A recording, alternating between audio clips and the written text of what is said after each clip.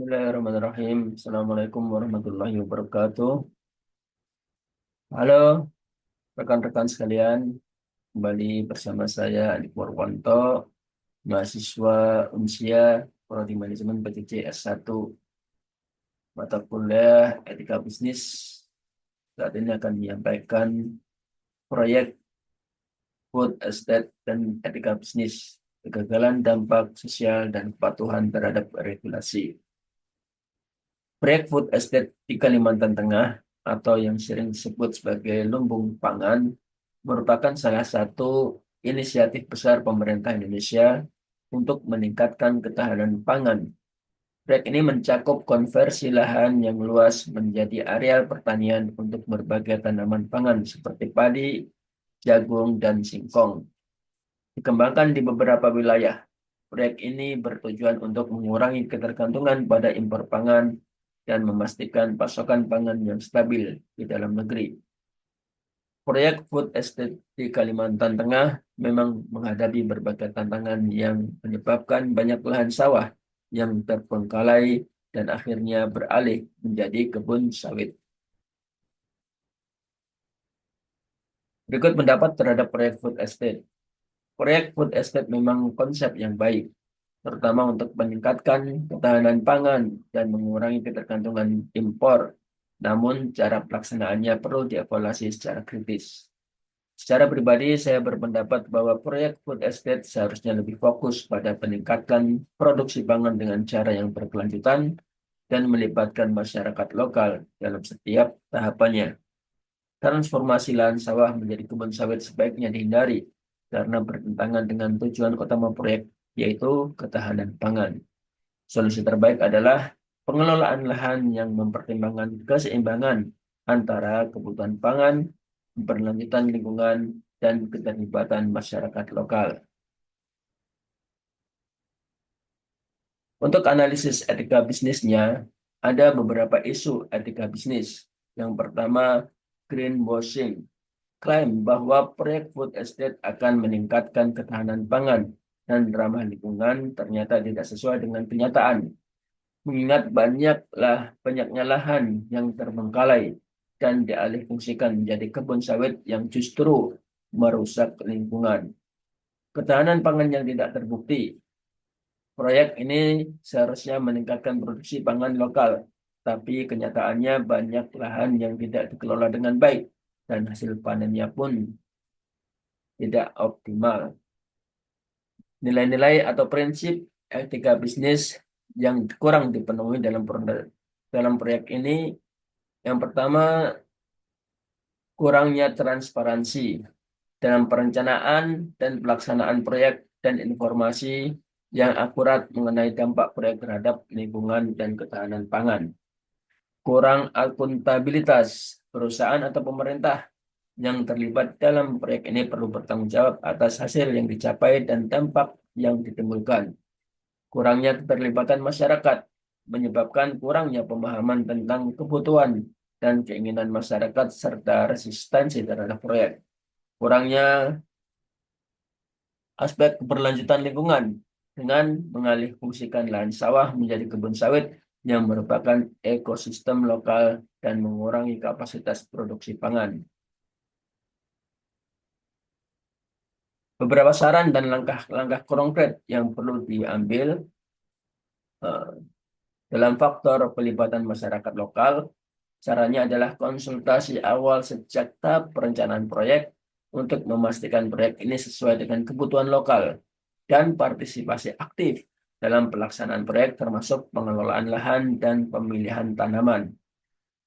Dalam penilaian dampak lingkungan yang menyeluruh, studi lingkungan yang komprehensif sebelum memulai proyek, monitoring berkala terhadap dampak lingkungan proyek, dan ambil tindakan korektif jika diperlukan.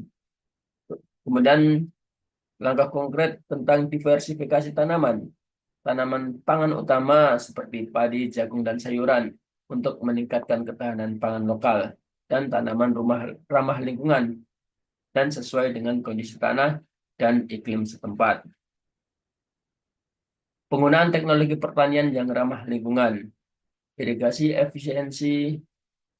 irigasi yang efisien untuk mengurangi penggunaan air dan meningkatkan produktivitas lahan. Kemudian pengelolaan hama secara alami dan ramah lingkungan untuk mengurangi ketergantungan pada pestisida kimia. Berikutnya, penyuluhan dan pelatihan bagi petani. Sarankan pelatihan teknologi pertanian yang dapat meningkatkan produktivitas dan berkelanjutan dan manajemen lahan untuk menjaga kesuburan tanah dan menghindari degradasi lahan. Kemudian transparansi dan akuntabilitas. Perlu melakukan langkah-langkah publikasikan laporan bekerja secara berkala tentang kemajuan proyek dan dampaknya terhadap ketahanan pangan dan lingkungan. Perlu mengundang auditor independen untuk menilai kinerja proyek dan memberikan rekomendasi perbaikannya. Berikutnya adalah kebijakan dan regulasi yang ketat. Nah, ini perlu dilakukan pembuatan regulasi yang ketat untuk mencegah perubahan lahan sawah menjadi kebun sawit atau penggunaan lain yang tidak mendukung tujuan ketahanan pangan dan berikan insentif kepada petani yang berpartisipasi dalam proyek dan fokus pada produksi pangan utama. Ada beberapa peraturan pemerintah atau undang-undang yang relevan dengan proyek ini. Yang pertama adalah Undang-Undang Nomor 41 tahun 2009 tentang perlindungan lahan pertanian dan pangan berkelanjutan.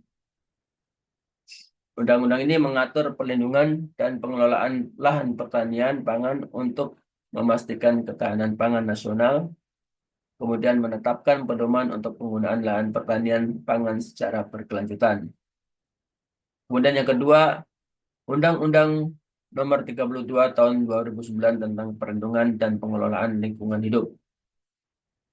Undang-undang ini mengatur perlindungan pengelolaan lingkungan hidup untuk memastikan kualitas lingkungan yang baik dan sehat dan menetapkan tugas wewenang pemerintah dan masyarakat dalam perlindungan lingkungan. Peraturan berikutnya adalah Peraturan Pemerintah Nomor 1 Tahun 2011 tentang penetapan dan alih fungsi lahan pertanian pangan berkelanjutan. Peraturan ini mengatur persyaratan dan mekanisme untuk alih fungsi lahan pertanian pangan, kemudian menetapkan kriteria pengalihan fungsi lahan untuk kepentingan umum dan terjadinya bencana. Peraturan berikutnya Peraturan Menteri Pertanian Nomor 81 garing Permentan garing OTT 140 garing 8 garing 2013 tentang pedoman teknis tata cara alih fungsi lahan pertanian pangan berkelanjutan. Mengatur memberikan pedoman teknis untuk tata cara alih fungsi lahan pertanian dan lahan pertanian pangan berkelanjutan dan mengatur proses dan persyaratan untuk alih fungsi lahan. Pihak-pihak terkait dapat menyesuaikan langkah-langkah mereka agar sesuai dengan peraturan tersebut di atas dengan cara mengikuti pedoman dan persyaratan yang telah ditetapkan dalam peraturan, kemudian mengajukan izin atau perizinan yang diperlukan, kemudian mengadakan konsultasi dan kerjasama dengan pemerintah dan pihak terkait lainnya, kemudian menerapkan praktik pertanian yang berkelanjutan dan ramah lingkungan. Outcome yang diharapkan dari proyek food estate kalau berjalan dengan lancar adalah harapannya seperti berikut.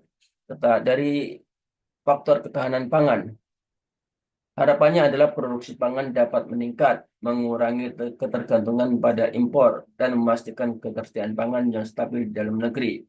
Penanaman berbagai jenis tanaman pangan akan meningkatkan ketahanan pangan dan mengurangi resiko gagal panen.